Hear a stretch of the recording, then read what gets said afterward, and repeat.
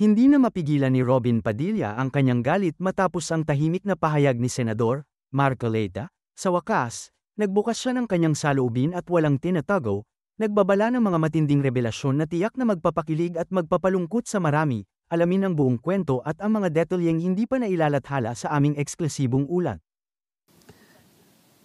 Mag-iba naman po tayo ng area. Medyo na-high blood po si Congressman Sherwin. Kapag kaibigan ko po kasi yan, pagkaya na hindi kumikibo, ako po medyo kinakabahan. Senator pala, pasensya ka na. Ako na high blood hata.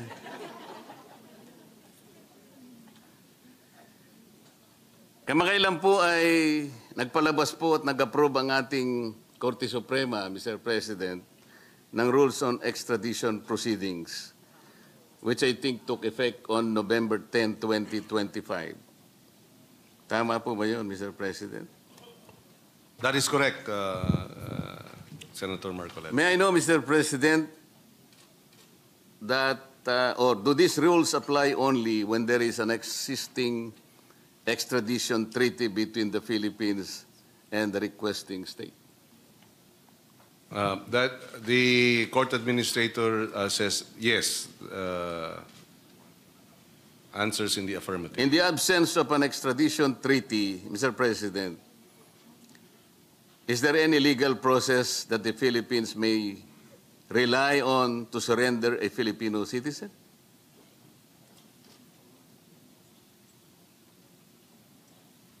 Apart from a treaty between two states, if there are conventions that we are party to as a member state, such as So the lack of it, Mr. President, completely bar any form of extradition or surrender, by implication. by way of extradition, yes. The rules refer to a requesting state with whom the Philippines has an extradition treaty. If the requesting entity is not a state per se, Mr. President, such as the international tribunals, o sabihin na nating ICC, do these rules still apply?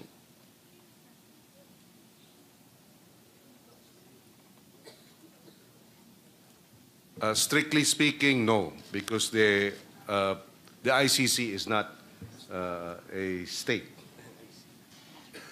So where do we stand now? Because ICC is not a state, and we have our own constitution. And there is, for example, a warrant of arrest issued by the ICC. But under our constitution, no person shall be deprived of life, liberty of property without due process of law. Which will prevail, the ICC or our own constitution? Yes, as earlier manifested by the court administrator, the extradition treaty, the extradition rules does not apply to the ICC, but there may be other international conventions or agreements that the Philippines is party to that may apply. But again, they have not identified which of these possible conventions, which of these conventions, if any, would be applicable. Wala naman international conventions, Mr. President. As a matter of fact, the Philippines just withdrew from the Rome Statute. Anong basis nila ngayon?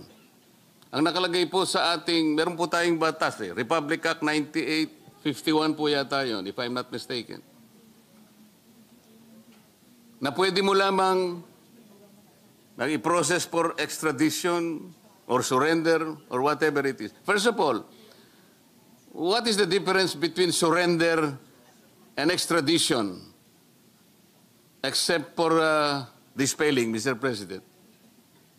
I'm sorry, Mr. President. I was clarifying with the indulgence of the senator. Yes. What was the? Ano po yung pagkakaiba, bukod sa spelling, ng extradition at surrender in the context of Republic Act 9851?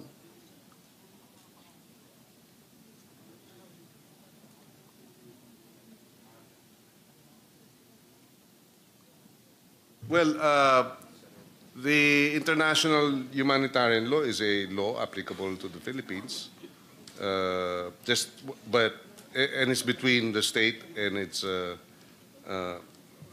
citizens as well as other parties, while the extradition treaty is a treaty between two states. So, surrender or extradition will take different meanings given these three or four different how do you call it, rules. So rules on extradition proceeding will be is defined thereat, while the international humanitarian law in terms of surrender under that law will also be defined by the provisions of that law. I'm sorry, Mr. President, if I will disagree. Yung extradition, mabagal po yun. Yung surrender, mabilis.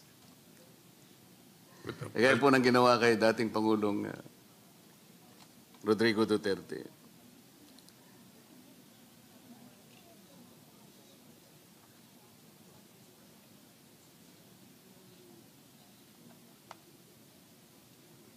Does the principle of complementarity allow the Philippines to decline surrender on the ground that domestic institutions are able and willing to investigate and prosecute? Yes,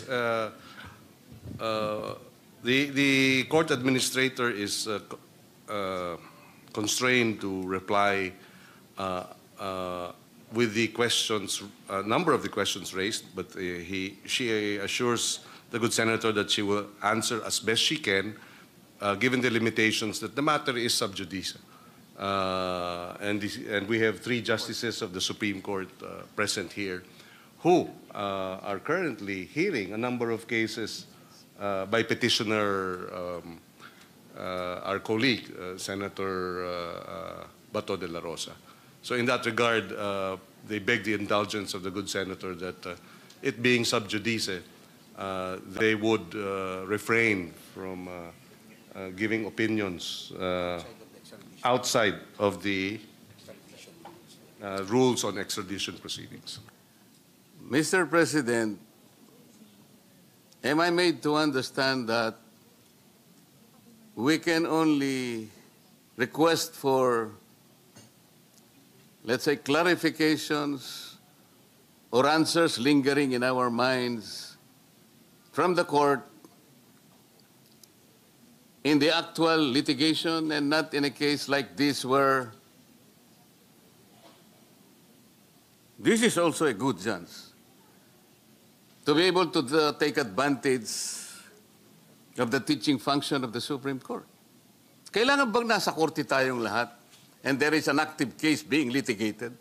Is this not a proper forum for the Supreme Court to also advise us, to help us in the context of being able to, let's say, lay down the foundation of a budget that will cater to most people? In this case, according to the court administrator, they are not, they are prohibited from of issuing opinions on a case that is pending before it, and that they are limited to rendering opinions within the parameters and framework of the pending case. Bakit naman parang selective, Mr. President? Alam po ninyo, napakaraming mga ongoing cases. Yung mga abogado po,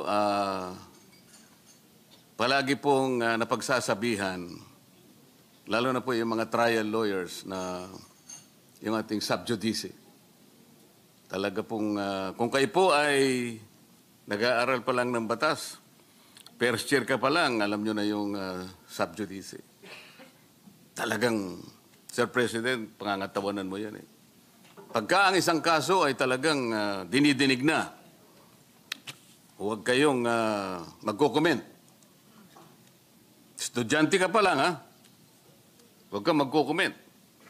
Kasi baka napakagaling mo, ma-impluensya mo yung Korte Suprema. Di ba, Mr. President? We rely on the objectivity, the competence, and the fortitude of the members of the Supreme Court. They are there because of that.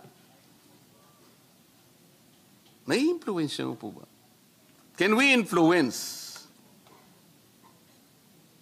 the good justices of the Supreme Court?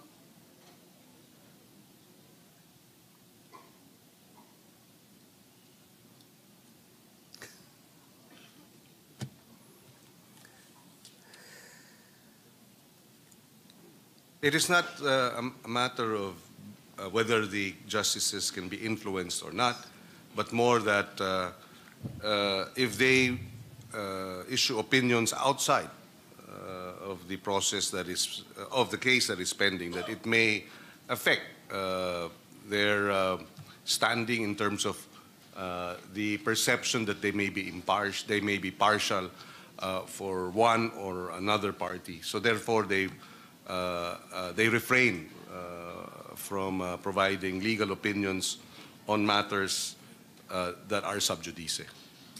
Hindi po ganun ang aking pagkakaintindi, Mr. President. Ang mga justices ng Korte Suprema, kahit nasan sila, kahit nasa palengke sila, nasa punerarya, kung nasa man, hindi magbabago yun. Ang batas palaging ganun. Kahit anong sabihin natin, our opinion will not even matter. Ang pinag-uusapan natin ay kung paano tayo makakahingi ng konting tulong sa kanila upang lahat ng ating alalahanin ngayon, para hindi nagtatalo-talo, halimbawa, mabigyan nyo na kami ng pangunahing guideline, halimbawa. Bakit naman po kung, halimbawa, retired justice na ng Korte Suprema, aktibo yung kaso, pinag-uusapan pa lang. Meron silang column sa dyaryo. Pero nagsusulat pa rin sila eh. Pero sila yung unang nagsabi sa amin, wag ninyo yuyurakan ng sub judice. Mananagot kayo dyan. Pero kapag ka sila, dahil ba retiradong Supreme Court justices na sila, malaya na silang magkomento? Ano yun tinuturo ninyo? Hindi rin nangyayari. Meron po mga double standards, Sir President.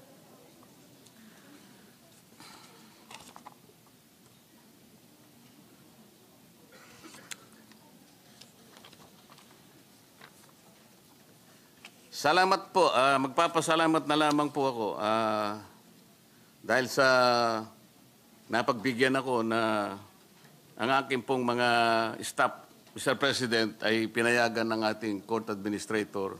Mabigyan sila ng pagkakataon na sa tulong po ng clerk of court ng RTC na pinag-uusapan natin, mahimay nila po yung mga dokumento para sa ganon ay masettle po natin ang usaping ito at madali nating matuntun po talaga ang tunay na pangyayari sa likod ng kontrobersy na bumalot doon sa isang notaryadong dokumento. Maraming salamat po sa panahon, Mr. President. At sa atin pong pinunong mayorya, nais ko lamang pong malaman sa ating pong sponsor kung maaari pong magbigay ng konting katanungan.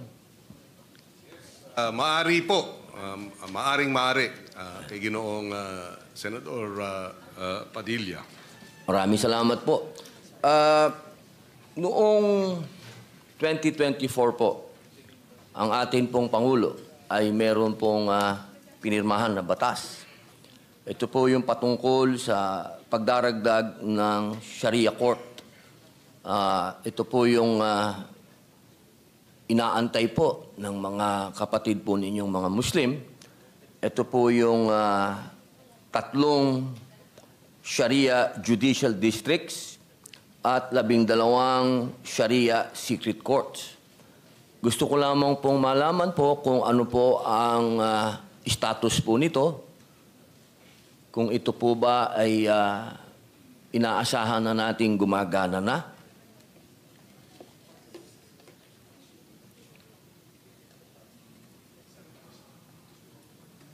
baka po kailangan ng funding po niyan. Tamang-tama po. Nandito na po sila. Nandito na po ang chairman. Eksakto po. Funding nga po ang kinakailangan para mabuksan itong applications sa JBC at mabigyan na ng appointments itong mga bagong Sharia courts. Pwede po malaman kung meron na po bang proposal na budget dyan upang mabraso na po natin ang ating chairman ng finance. Magkano ba kailangan? May we have a minute suspension just to get the information?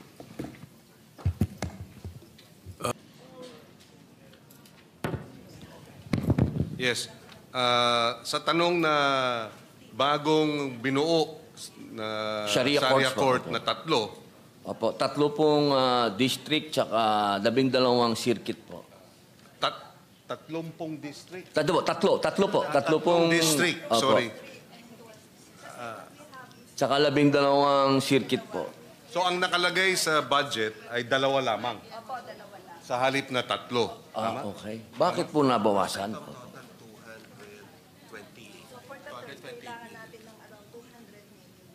Additional. So kung isasama yung pangatlo, magdadagdag ng another 200 million. Kailangan po ng 200 milyon. So para tatlo ang Para 3, opo. Napakahalaga po kasi na maisagawa po kung ano yung nasasaad sa batas. At hinihingi po natin sa ating pong chairman ng finance na mapagbigyan din po ang mga kapatid niyo pong Muslim na bigyan po ng 200 milyon na budget po ang ating Supreme Court para po maisagawa na po ang batas pong isinulong ni Senator Mig Zubiri. Yes, we will appeal to the chairman of the committee to try and figure out where we can get the additional 200 million so that the 3 rather than 2 Sharia courts can now be opened for appointment. Opo.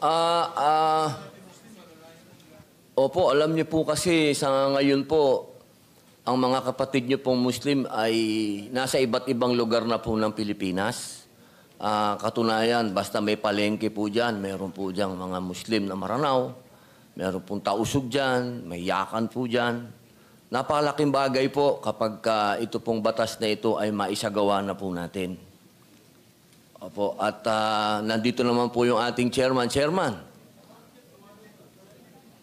200 million po. Sinabi po ng ating majority leader na nakausap po niya si Chairman Win at si Chairman Win ay nagsabing okay. At ngayon nag-oo si Chairman Win doon sa halagang 200 milyon. Opo. Maraming salamat po patungkol dyan. At meron din po uling pinirmahan ang ating pong Pangulo. Pero hindi pa po nagagawa po ang IRR nito. Ito naman po yung digitalization. Kapipirma lang po niya ito noong September. Pero baka po sa 2027 budget na po ito. Opo.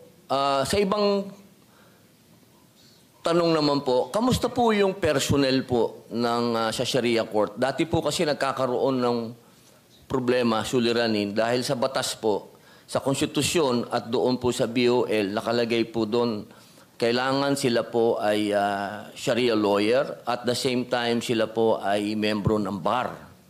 Opo, gusto ko lamang pong malaman kung kamusta po yung mga nag-a-apply po ng ating mga judges po.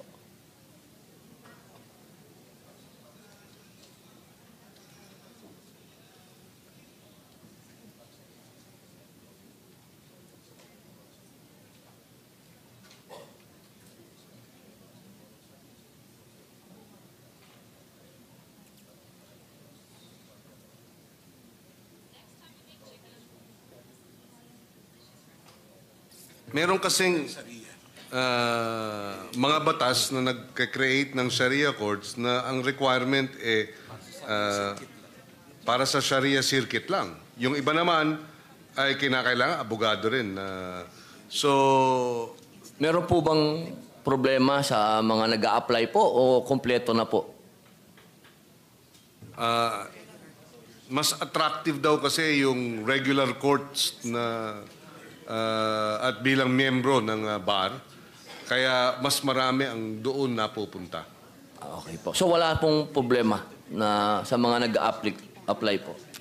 Wala namang problema na ano lang, kakaunti lang ang nag-a-apply. Opo. So Mananawagan kakaunti lang po ang ako dyan. mapagpipilian. Opo, mananawagan po ako dyan sa ating mga kapatid para mapunuan po yung napakagandang batas po na yan. Opo. Yes, malaking bagay po yun pag si Senator Robin Padilla ang nanawagan.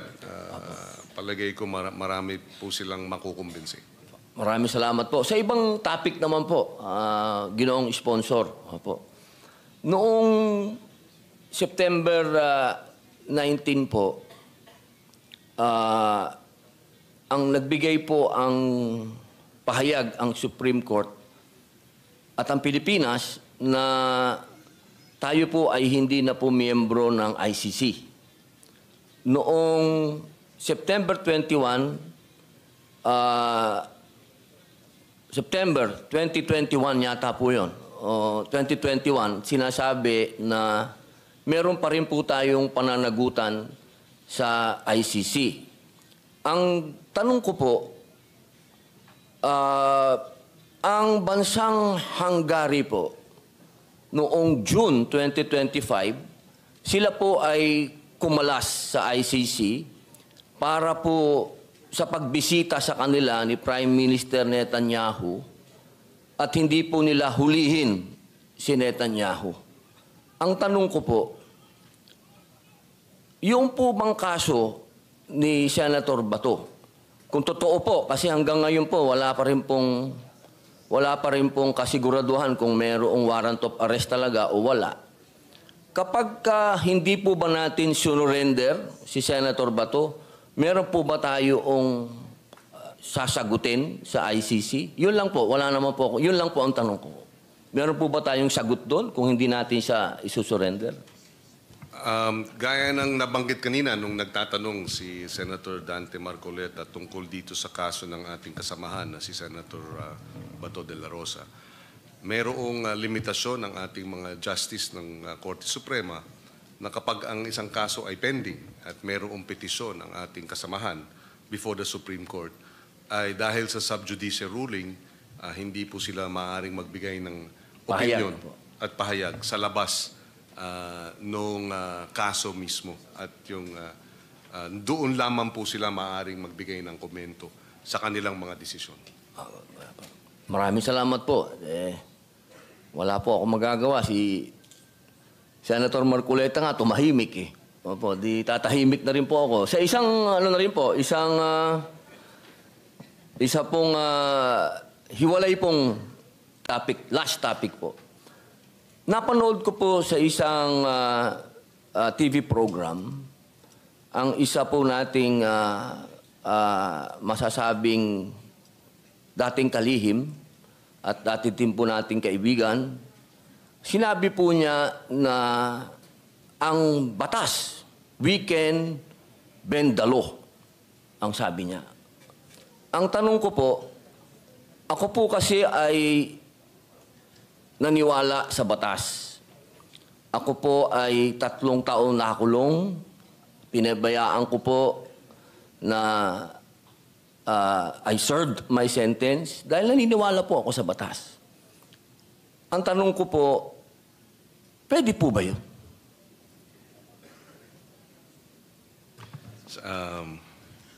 Well, merong kasabihan na Latin maxim na dura lex, sed lex. Diba? The law may be harsh, but it is the law. Ibig sabihin, masakit man, diba? Ang sinasabi ng batas, yan ang batas.